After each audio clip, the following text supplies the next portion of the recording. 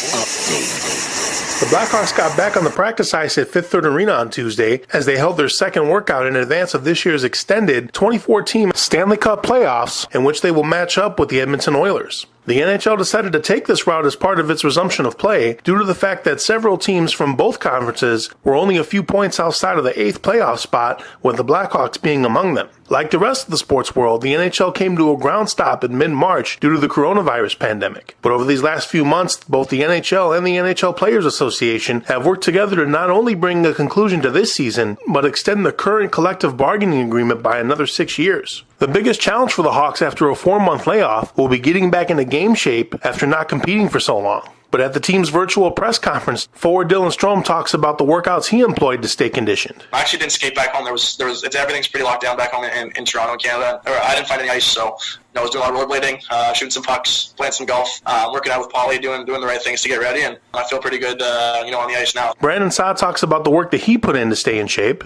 I was back home in Pittsburgh with my family, so I have a gym, fortunately, in my house there where I could stay in shape and train, and then showing up here to get some ice time there during phase 2 a little bit. But it's good and bad, right? I think you find the silver lining where it's tough times for everyone. While rookie Kirby Dach talks about the challenges he faced in trying to stay conditioned. Season got shut down. I kind of took off home back home right away and was able to work out pretty consistently. I have a home gym at home, so I was in there lots, and I wasn't able to skate for quite some time because all the rinks were shut down. But 3 or 4 weeks ago they opened up, so I was able to get out there 5 times a week and skate and feel the puck. And while head coach Jeremy Carlson is proud of the work his players put in during the pause in play, he says that the most important aspect will be getting back on the ice, skating at full speed and simulating game conditions. It doesn't really matter how much training you do off ice. It can't prepare you for the hard skating that you need to do to have success, stop and start, and quickness,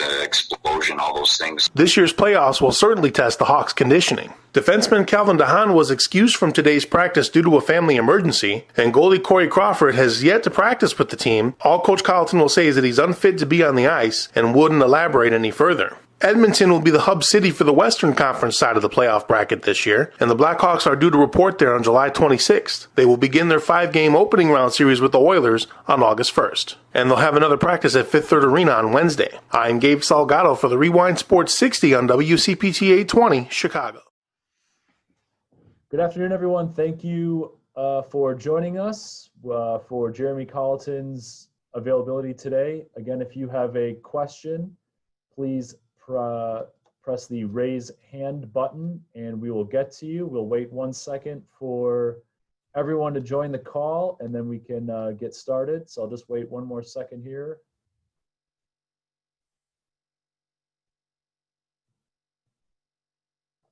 Again, if you have a question, please raise your hand and we will get to you. Jeremy, if you want to get started, you can go ahead. Yeah, I'm sure the question's coming. I just want to address Cal Dehaan. He had a family emergency that he had to attend to, and unclear when he'll be back, but that's the reason why he wasn't there today. Okay, thank you, Jeremy. Our first question will come from Scott Powers with The Athletic. Hey, Scott. Hey, Jeremy. Scott, go ahead. With Andrew Shaw announcing that he'll return next season, what's that mean for the team? And I know that you probably got to see behind the scenes look what these last 6 or 7 months have been like. And did you have any, deeper talks with him about just, his decision and what he was going through? Yeah, we'd love to have him back. He's an important player for us, and experience and energy, and does a lot of things for you on and off the ice. So it's I'm familiar with what he's going through, and so I've tried to be open with him of my own experiences, and ultimately it's just him knowing that he has our support, and we're here for him, and want to do everything he can so he can take care of himself and his family, and in a perfect world that would involve him returning to play for us and helping us win, but we'll see. Our next question will come from Chris Bowden from WGN. Hey, Chris. Chris, you can go ahead. Jeremy, in incidents like today when you have an absentee, are you going to try and rotate some of these guys in from the second group, at least early on here in camp, to give them a look with the main group and see how they adapt if you have an opening from that main group any kind of day? Yeah, we've started doing that. In a perfect world, we'd like to practice with 12 forwards and 8 defensemen. We've been making sure we have that extra 13 forward, just in case if something happens in practice, someone gets dinged up or loses an edge, it doesn't destroy the practice. So we're gonna. It's experience for those guys to practice with us and understand the pace and what's required, and it's a chance obviously to prove themselves and show that they belong. And we're also looking to reward guys who look good with the opportunity they're given. So we're trying to add some competition, and ultimately we're trying to want as deep of a group as we could have. Like hopefully it's more than 12 forwards and 60 and 2 goalies. So that's what we're going to need. So that's we're using the 2 groups to try and it's a combination of development and competition and trying to figure out who can help us win now. Our next question will come from Ben Pope from the Chicago Sun-Times. Ben, your line's active. Go ahead. Lucas Carlson only played in 6 games before the stoppage, but for him to be included in the first group both of these days seems to indicate that he impressed in that time. How do you see him fitting into the defense moving forward? Yeah, we liked him a lot in his games. He's played really well in Rockford. I think both the past 2 seasons. He had a little bit of injury trouble his first year.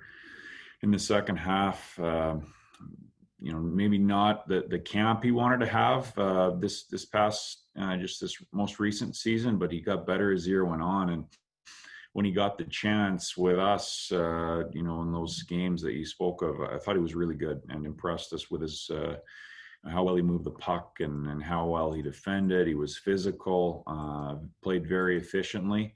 So that kind of game can transfer to the NHL level, and so we're excited about him, and he's going to get an opportunity for us to see where he fits in, and he'll add to the competition. Where that ends up, I don't know. I mean, that's part of our job, is to evaluate these guys and see where they fit in, and how can we build the best team with the pieces we have. But he's done well with his opportunity so far. Our next question will come from Scott King with NBC Sports Chicago. Hey, Scott. Scott, your line's active. You can go ahead. Hi, Jeremy. Just wondering if you could give us an update on Corey, and also if you know if he's in Chicago or not right now.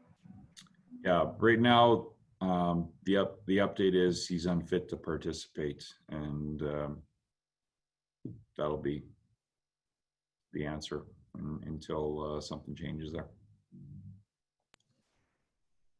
Our next question will come from Mark Lazarus from The Athletic. Mark, your line is active. You can go ahead.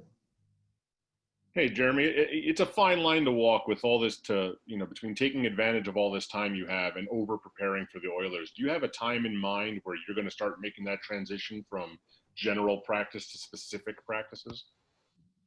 Yeah, I think most of our preparation, specifically to Edmonton, we'll do, once, whether it's when we leave for Edmonton or just starting just before. At the same time, we're always looking to fold in how we play and how that's going to be effective against what they do. And I think any system of play, you want it to be flexible and be able to adjust it to your opponent.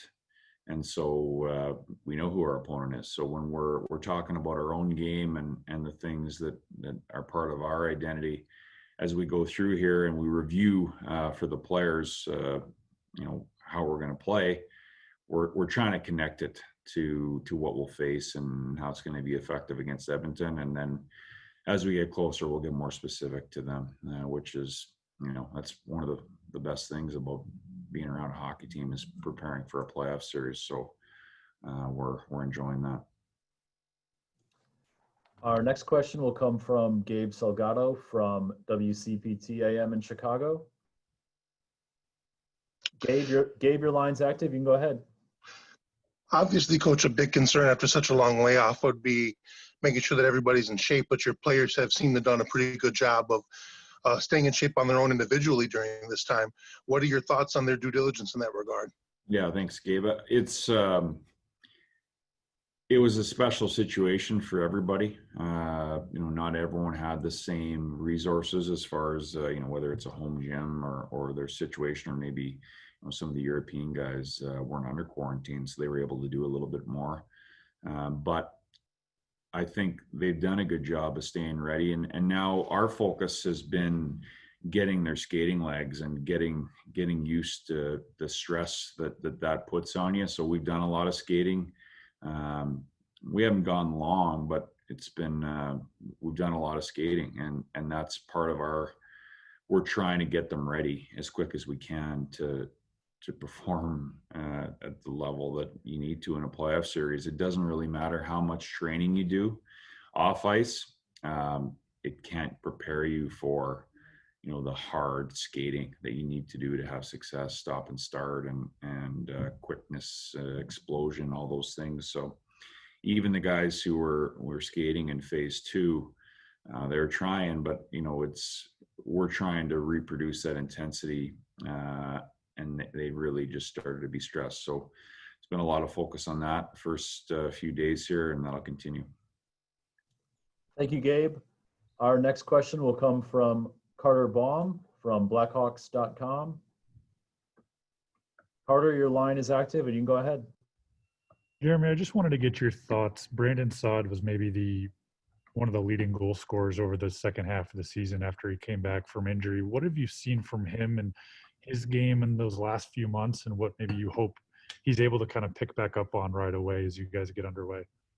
Yeah, Carter, I think he was probably one of our most consistent players all year. You know what to expect out of him. He's so strong on his skates. He's able to protect the puck up ice. He can get you from the defensive zone to the offensive zone, carry someone on his back. He's the playoff type player. So, we know in the past his game has transferred really well to these situations, and he'll be one of the guys we're leaning on. And, I think he's excited to be back in these situations, and we're going to need him to be at his best.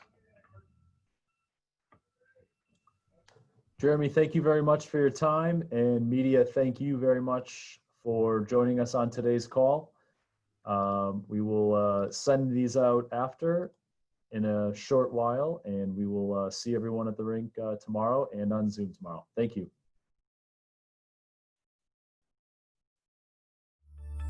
Relax, reset, rejuvenate. Go to our link right now to restart your life. TheRewindSports60.com. What are you waiting for?